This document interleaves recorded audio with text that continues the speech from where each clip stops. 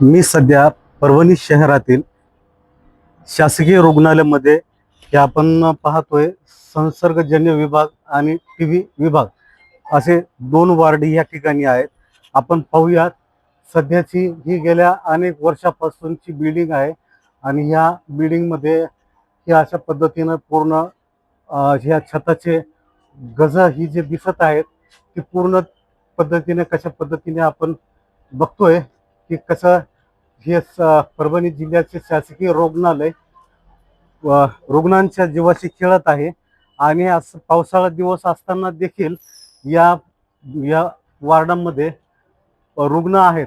या बिल्डिंगची आज अशी अवस्था आहे तर आपण पाहतोय ही सगळ्यात जुनी बिल्डिंग आहे आणि ह्या बिल्डिंगला आज कमीत कमी एक 40-50 वर्षाच्या जवळपास होत आहे.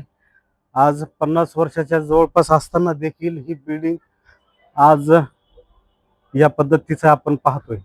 गेल्या अनेक दिवसापासून ही बिल्डिंग जीर्ण अवस्थेत असताना देखील मात्र या ठिकाणचे वैद्यकीय अधिकारी व महाराष्ट्र सरकार याकडे दुर्लक्ष देत आहे.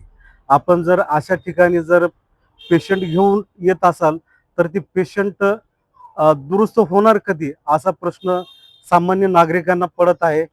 त्यामुळे या रुग्णालयातील जी बकाल झालेली अवस्था आहे ती तात्काळ दुरुस्त करावी अशी मागणी या ठिकाणी येणाऱ्या रुग्णांकडून व त्यांच्या पाल्यांकडून होत आहे. मी विष्णू सायगुंडे, LS मराठी, परभणी.